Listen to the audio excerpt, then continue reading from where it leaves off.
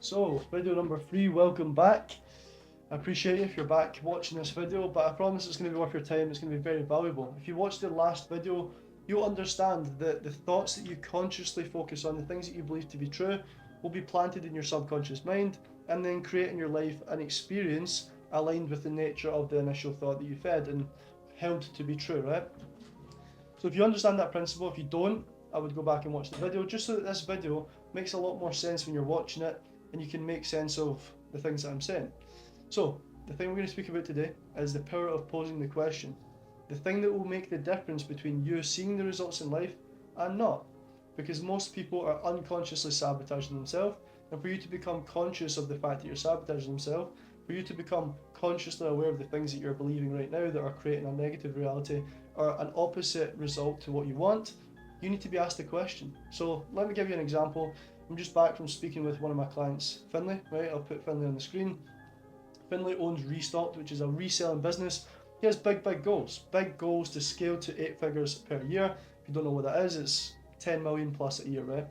And we were speaking, right? And one of the big ways that Finlay could increase his revenue is selling activewear, but kids activewear, because when you sell kids activewear, there's no VAT, which means 20% or 18%, if you're thinking about specifics, of that sale would be profit instead of getting put out to VAT.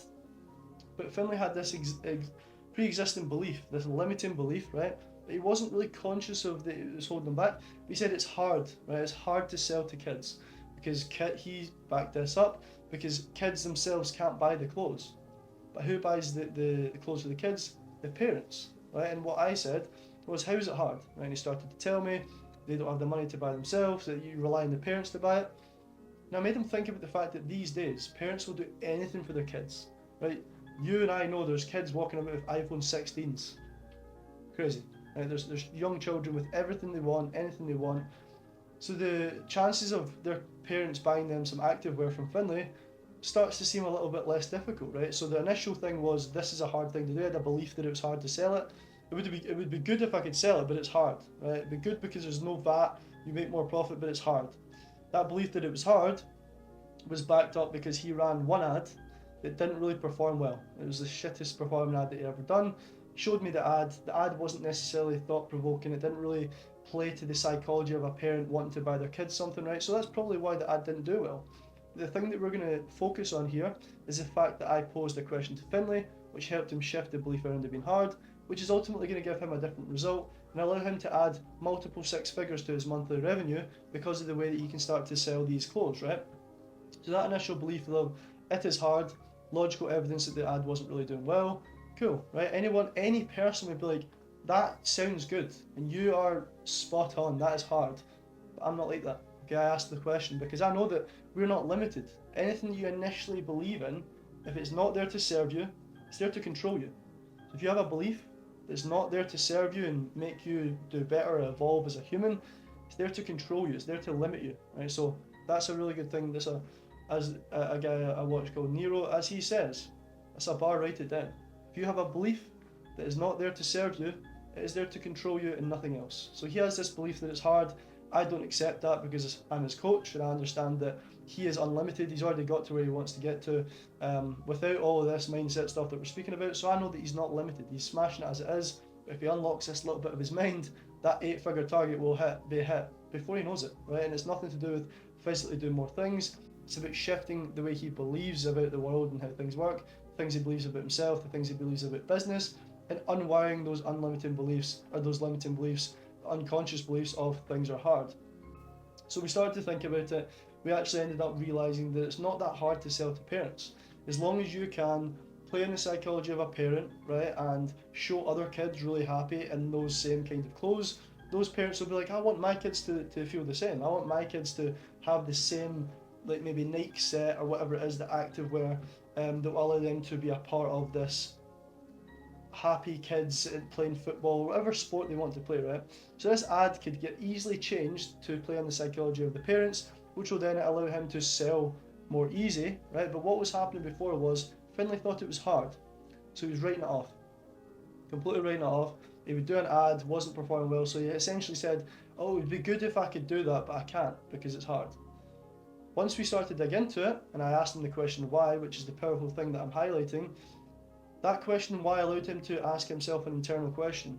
Why do I think it is hard? Oh, it's because of this ad. Well, see that ad, it wasn't very good, so we'll cancel that out. Why is it hard? This is Finlay thinking. Maybe it's not that hard. It's not. But he unconsciously thought that, he unconsciously said the word, it is hard, but it wasn't. But can you see how that unconscious belief that he didn't really believe or see that was making a big difference completely stopped him driving towards selling more kids' items, which would allow him to add multiple six figures to his revenue.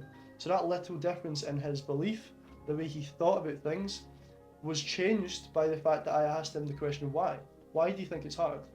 So right now, you will not be getting the results in your life because you believe things unconsciously. So he didn't really consciously, he had a conscious belief that it was hard, but he didn't realize that that was shaping his reality in a way where the experience was it was harder to sell to kids. So right now in your life, you're not getting results because you believe that some things are hard, you believe things are not as easy to do. But if someone asked you why you believe them, probably not. And that's why you're never finding an answer to either why it's hard or why it's not hard. In this case, Finlay found out why it wasn't hard because I asked him the question, he realised it actually wasn't as hard as he thought. That was just an unconscious thing that he was saying. So during the conversation went on. By the end of the conversation, Finlay was hitting me out with ideas on how he could run an event, right? How he could do a challenge to get lots of kids around, create a lot of hype, run a discount in his shop to get them into the shop and make more sales. He didn't have those thoughts before because he had a limiting belief that things were hard to do. That initial belief about it being hard, it just blocked his mind, right? It blocked his mind to ideas that could come in to show ways of doing it. So as soon as he unlocked that or broke that limited belief of it was hard to it's actually not hard, what happened? Ideas started to flood in, right? So because he now believed it wasn't hard, his brain was then wired, it was then programmed to see opportunities and ways to make it work. And in the space of half an hour after that, we actually sat and spoke for a good couple of hours, but half an hour after that, he was coming up with ideas to make it work. This could work, that, and we started to run the numbers. Next thing you know, he's making millions of pounds selling kids' activewear, when before it wasn't even doable because it was hard to do. And you can see how powerful asking the question is now. If I didn't ask him that question, he would have went through his life thinking it was hard, and therefore couldn't have made millions of pounds selling activewear for kids because it was hard to do and it wasn't doable. But that was an unconscious belief that he had until I consciously questioned it. He was controlled by that. His experience was that it was hard. His experience was that he couldn't sell as much as he could to other people, to kids, because of this belief that he had. So you can see that he consciously held the thought, this is hard. That was planted in the seed of his subconscious mind. The experience he then had in life, he didn't sell as much. He didn't sell as much activewear to kids because of that belief that they think it was hard. So you can completely see now, from the last video to where we're speaking about now, if you hold a thought consciously and you believe that to be true, your subconscious says, roger that, I'm going to give you that experience. So he thought it was hard, consciously thought it was hard, right? Subconscious said, roger that. What's happened recently? He's not been selling as much activewear to kids. The experience from the thought, he experienced that it's hard. So you can see how your thoughts can completely shape the experience that you have in life. The turning point was when I asked him why. And right now, you've not got anyone to ask you why. And that's the power in coaching. That's the power in having a mentor or a coach to ask you the question why. The question why, what that does is, right? And right now, you might have something like when I'm talking right now, and I know these are raw and Kyle's just kind of sitting speaking, but I want you to, if you can, if you want to, pause the video, right, and ask yourself why. Why do I think this is difficult? Why do I think I can't do that? Where does that come from? Why does that exist? Because every belief that you have, if it's a belief that things aren't going to work, if it's a belief that things might not go as well as they could, that belief is there to control you, not to help you evolve. It's there to control you. If it's not there to serve you, it's there to control you. So you need to consciously question, why do I have that belief? Why do I believe things are going to go hard? Why do I believe I cannot be a millionaire? Why? Pause the video, write down why, and then if you get an answer off of the first why, it might not be a full answer. So ask yourself why again. Why is that? Answer, why is that? Keep asking yourself the question why. in the right way with the right intention to find the right answer, but keep asking the question why, and you're going to really understand why you believe that, and you're probably going to find out that you don't consciously agree with that thing that you keep saying to yourself. And the power of that means that you get an answer that you would never have got before if you never ask yourself the question why, or someone like me never asked you the question why. You would never had that answer. You would have just followed your whole life, right, believing these things that you don't actually really agree with, unconsciously, and therefore experiencing life in a negative way, not getting the results you want to get, whether it's scaling your business, whether it's relationships, whatever it is.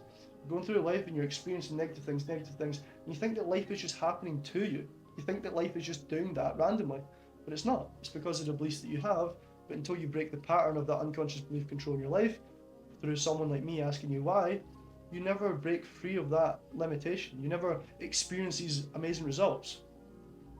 I'll give you a real life example recently, right? So my twin brother Jack, put Jack up on the screen. Most of you, if you know me, you know Jack. He had a goal to get 100 people on his app, right?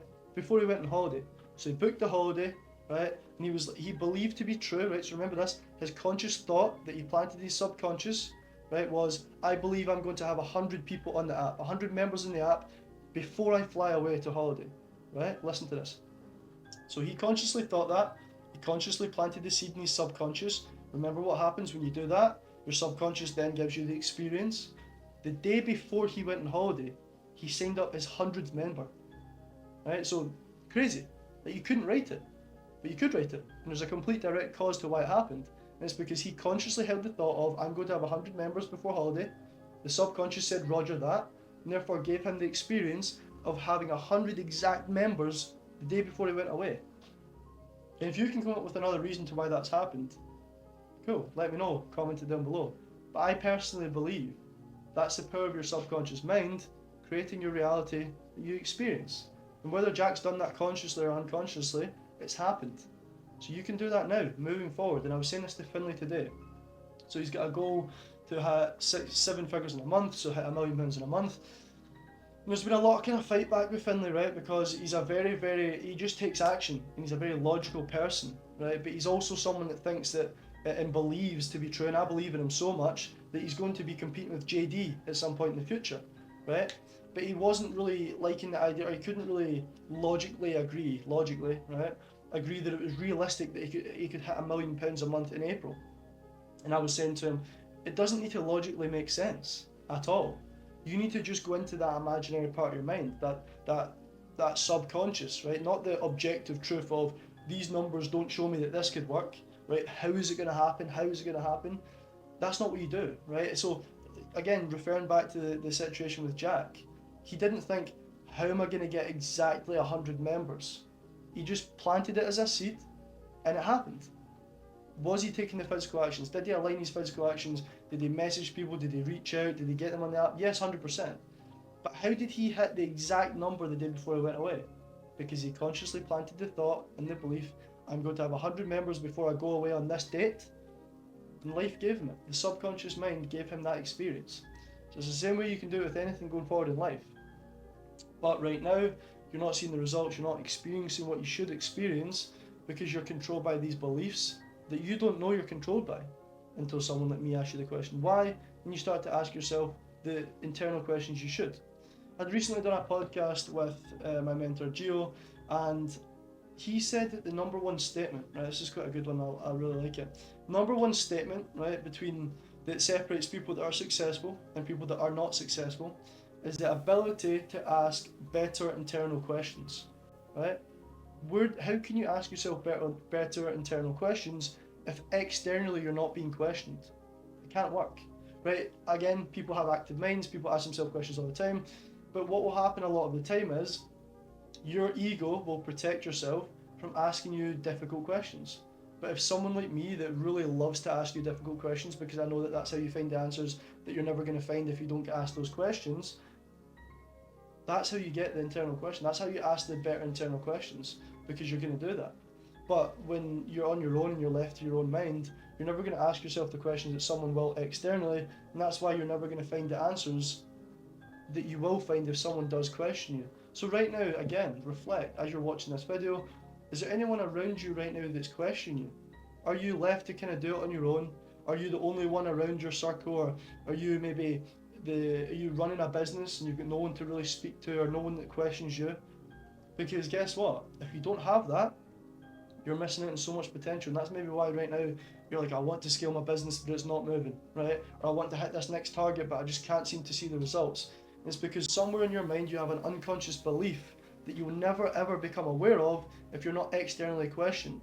But externally questioned by someone that knows how to ask you the right questions, because like you can have people around you that just question you, like, why are you doing that? Why? And it doesn't really make sense in that way.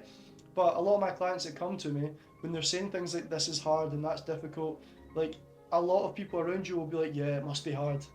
Yeah, no, I can get how that would be hard. And but I say, why is it hard?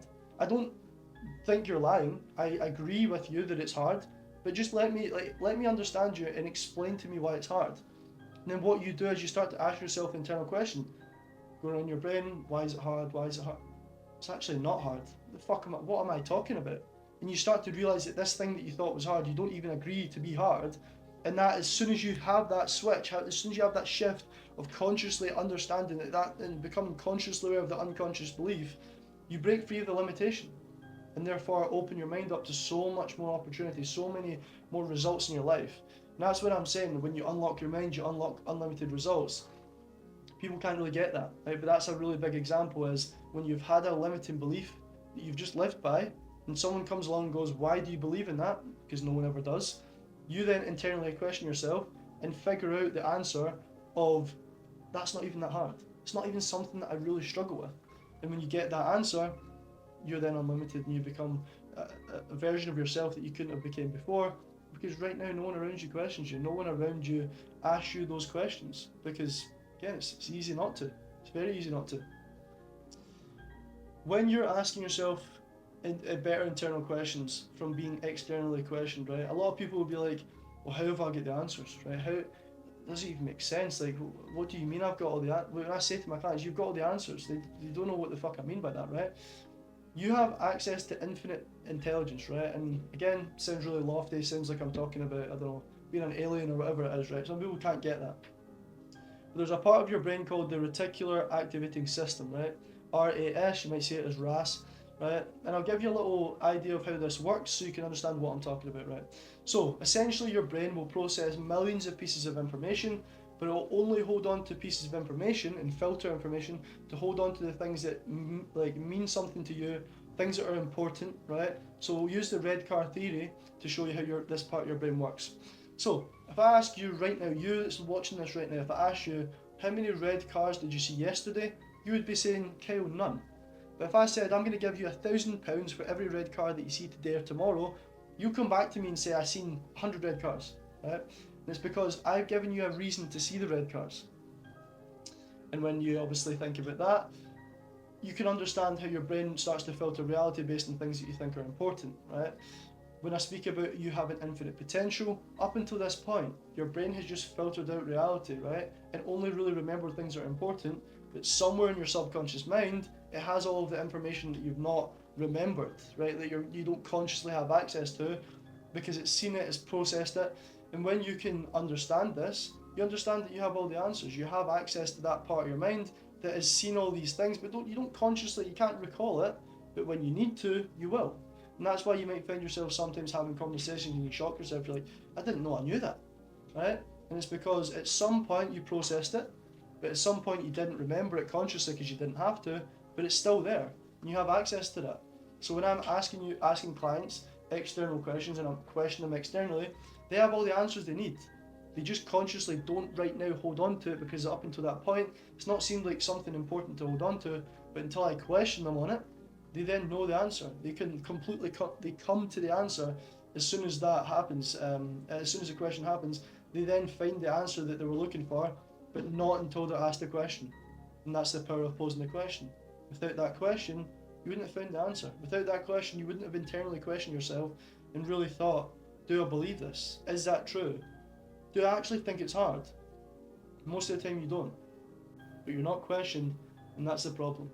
Before we finish, right, I don't know how long this has been so far. Again, these are just raw, just speaking to the camera, right? But a really good way that your brain will also use RAS, right? So your reticular activating system, the red car theory is one of them, right?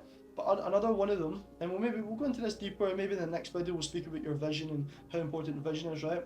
But I'm just going to give you an idea of how strongly a good, strong, clear vision will train your brain to move forward and see success, right? So let's use the example of Finley, right? So Finley, when we spoke about the child's activewear earlier, right?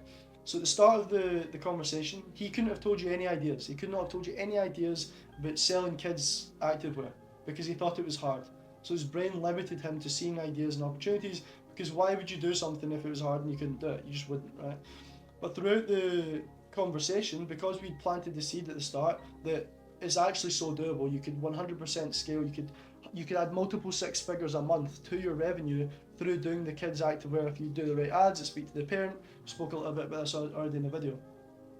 But through the RAS, like the reticular activating system, because it was now important, like something important that like was able to be reinforced by his mind, like the idea of selling to kids, that part of his brain started to filter reality and give him ideas and allow him to see opportunities to move towards making that thing happen, right? So within the conversation, he started to come up with ideas and opportunities that would allow him to actually sell more kids' clothing. One of them was like a challenge, one of them was an event.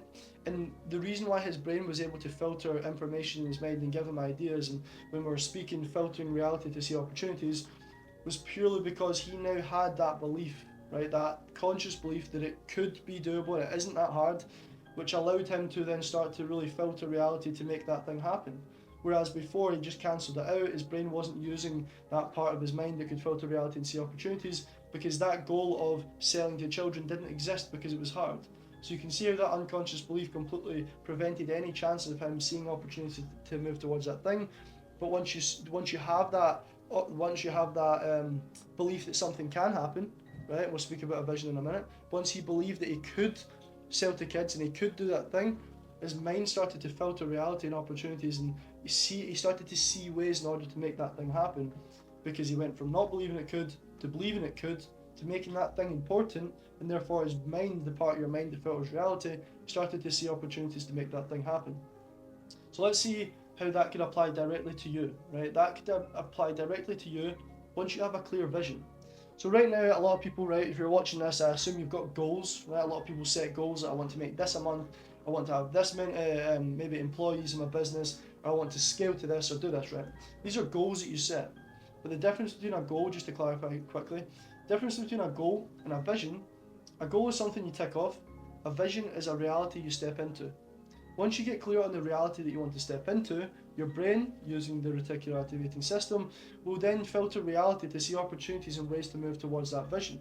But it won't work until you have a very, very clear vision, until you have a very, very important thing that you can focus on that is worth your brain thinking about ways in which to move forward to it. You're not going to ever be able to use that part of your brain to see opportunities.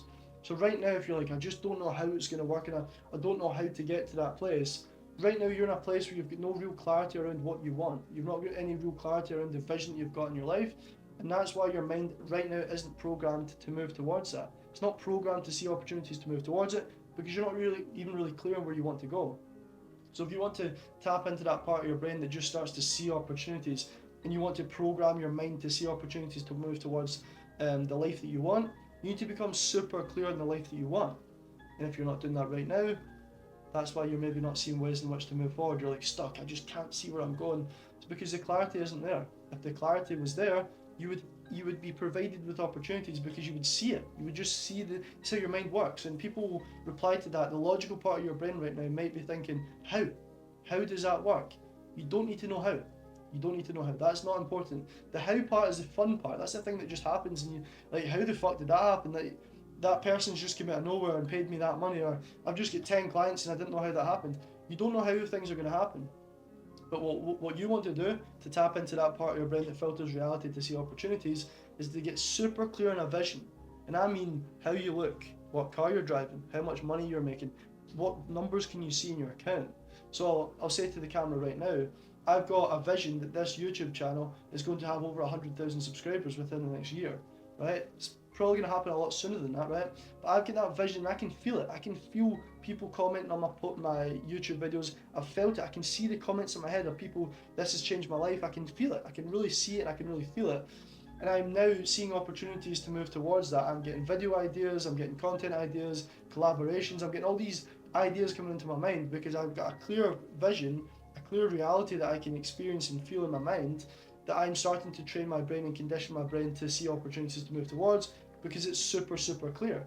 Right? But right now you might not have a super clear idea of your vision. And you're also going to be very limited. So it's cool if I say to you, go and write down exactly what you want from life, right? You're probably going to go and write it. This is the problems that I face with clients, right? When they go and do this, they're going to go and write down their vision, but they're going to do it as if they're commentating someone's life. Like this person will do this, and I will see this, and no, it needs to be written from I am. You need to write it from I am. You're also likely going to go and write your vision out. It's going to be very limited. But what I do with clients is I say, I want you to pretend you've got a magic wand, right? We do the magic wand scenario, and that removes any logical part of their brain. It allows them to just tap into the amazing life that they would have if they had no limitations. And you're going to start to build out this vision. Part of the process that I work through with clients is, once you do that, right, I'll go and look at the first draft. The first draft is usually very limited and in commentary mode, right? I'll then go through it, I'll add some comments, I'll prompt them, I'll make it clear on what they should be doing, or again, not telling them the answers because you've got access to infinite potential, but prompting them with the right questions to allow them to find the answers of what they really want, because I can tell when it's limited and I can tell when it's actually truly what they want, because I get to learn my clients when we're having conversations, I'll just understand it. The process of asking them the question, coming back to the point of this full video, when I prompt them with the question, they do the first draft, I prompt them with the question, that sparks internal questions in their mind. They then find answers that they would never have before without someone asking them the question. And those answers are clarity on the vision, more clarity around the vision of what they really want, how exactly they want their life to look. And when they start to get those answers from being asked the external questions, they then have an experience of reality that they would never have had if they weren't asked that question. So we're rounding it down, we're rounding it up, rounding it down, whatever you want to say, right? We're coming back round in a circle. So we started here, we're just about finishing this little circle as I'm telling you this right now, because it's all about the power of posing the question. Like Finley today thought it was hard, didn't really think it was hard, because when I questioned him, he consciously asked himself internal questions. Do I really think it's hard? No, I can see how it's actually quite easy. Oh, here's an idea to move forward, here's an idea I can add fucking 7 figures to my revenue this year because I've thought about this idea that I couldn't have thought before, because I had a limiting belief that until Kyle questioned me, it was controlling me, but when he questioned me, I consciously questioned it and therefore was never controlled by it again, and I was unlimited, I could see unlimited results. You can see how this shit works, but until you ask the question, you can never find those answers. And no one around you is questioning you right now. I would love to. So again, when you're thinking about working with a coach, working with someone, a lot of the time, the power is in being asked a question, the power of posing the question. Because if you're never asked an external question, you're never going to be able to internally question yourself and find the answers that you would. Without the internal question, I've repeated myself a few times, but I want this to land. I want you to understand how powerful it is. And if you're not being questioned right now, you're so limited. If you're the owner of a business, right, you've no one to question you because you're the owner of the business. Your CEO, who's questioning the CEO? No one. So you're left in your own world, in your own mind, your own limited mind, because we're all limited until we do the work to become unlimited. And that is by working with someone that can ask you the right questions so that you can find out the answers that you have in your mind, because you have access to unlimited, infinite intelligence. But until the next video, hope this has been quite valuable for you, and I hope that right now the power of asking the question is quite clear and how powerful it really is. You've seen in Finley's example today, limited to unlimited to multiple 8 figures a year, crazy, amazing. Right? Powerful, powerful stuff. But until the next video, I appreciate your time and attention. Again, I'm just going to keep doing these raw. Like, there's no reason for me to come on here and script it and force it, because the results I'm seeing with clients right now, the work that I'm doing, the books that I'm reading, it's all happening very, very quickly, and I've always got things to just come and share. So I'm going to be doing these as regularly as possible, because there's always valuable to give to you guys, because if you're sitting watching it, you deserve it. But there's always mad results happening with my clients, mad shifts, right? One last one before we go. I spoke to a client, I had one awareness call, I call them awareness calls, right? And I noticed that he was saying words that were limiting, right? And I said, he was speaking about himself and about his business in a limited way. I said, why are you saying that? Right? And he was saying that, oh, like, I just can't do it, and it's a bit silly to do it. I said, it's not silly. Do you really think it's silly? No, I don't really think it's silly. Do you really think that you can't do it? No, I don't really think that I can do it. No, I definitely can do it, right? Within 2 weeks, he tripled his sales in comparison to 3.5 months before I was working together, after one conversation. a 40-minute call, you tripled his sales. So right now, are you being asked the questions? If not, you now know the power in asking the questions. So reach out to me. Let's get to work and make it happen. Because until you're asked those questions, you're never going to have the reality that you really want to have, because you're not tapping into this unlimited mind that you've got, because you truly are unlimited. But until the next time, I'm saying bye. I'm standing up and I'm leaving. Until the next time, speak to you soon.